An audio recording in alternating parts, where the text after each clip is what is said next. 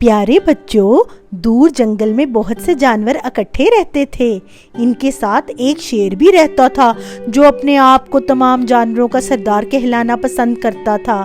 اس کی مغرور اور جھگڑالو طبیعت کی وجہ سے کوئی بھی اس کو اچھا نہیں سمجھتا تھا۔ ایک دن ایک بھیڑیا اپنے بچوں کے لیے شکار کی تلاش میں نکلا تو اس نے دیکھا ایک چھوٹا سا انسان کا بچہ بالکل تنہا جنگل میں بیٹھا تھا۔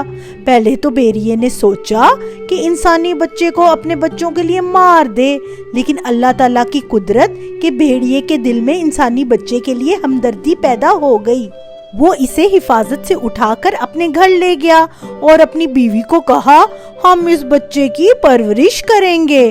ابھی وہ یہ بات کر رہا تھا کہ ایک مکار بھیڑیا اس کے گھر آیا اور بولا، شیر خان جو اس جنگل کا سردار ہے وہ آج شکار کی تلاش میں جنگل کے اس حصے میں آ رہا ہے۔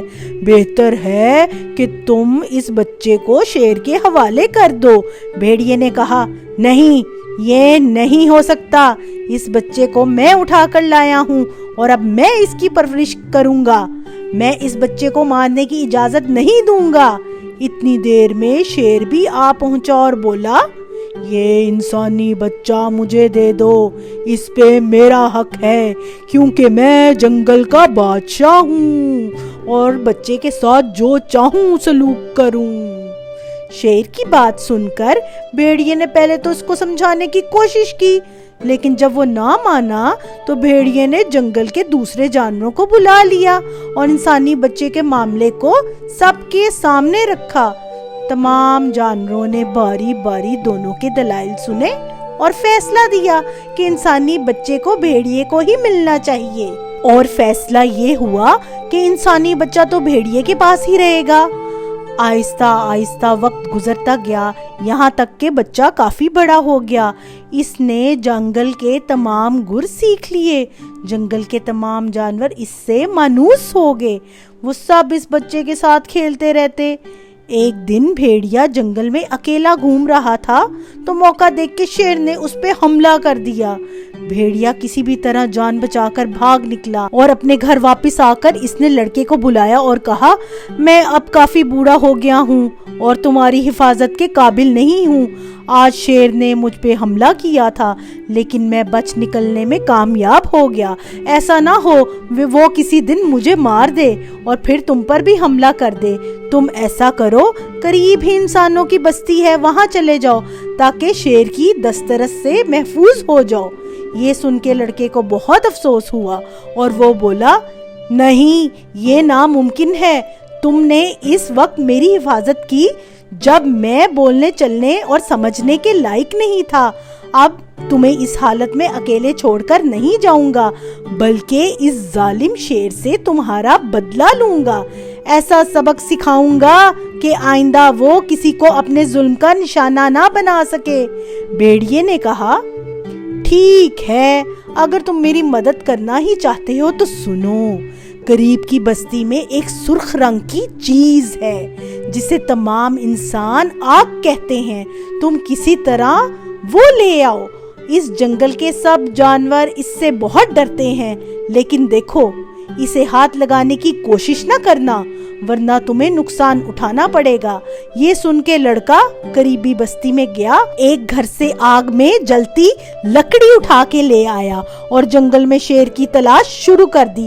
ادھر گیدڑ نے شیر کو جا کر بتا دیا کہ لڑکا تم سے لڑنے آ رہا ہے، اس کے پاس سرخ رنگ کی کوئی چیز ہے۔ شیر دھاڑ کر بولا، اس بدبخت کی اتنی جرت! جانتا نہیں ہے میں جنگل کا سب سے طاقتور جانور ہوں، وہ مجھ سے کیوں لڑنے کی بات کرتا ہے؟ دوسری طرف لڑکے نے اپنے تمام دوست جانوروں کو اکٹھا کیا اور کہا، میں اپنے محسن بھیڑیے کا بدلہ لینے اور تم لوگوں کو شیر کے ظلم سے نجات دلانے جا رہا ہوں۔ لڑکے کی بات سن کے بہت سے جانور اس کے ساتھ چلنے لگے۔ شیر کی کھچار کے قریب پہنچ کر لڑکے نے زور سے کہا، اے شیر باہر آؤ، میں تم سے اپنے محسن کا بدلہ لینے آیا ہوں۔ شیر کھچار سے نکل کر بہت زور سے دھاڑا، سب جانور دہشت زدہ ہو کر بھاگ نکلے، لیکن لڑکے نے شیر کے ساتھ مقابلہ شروع کر دیا۔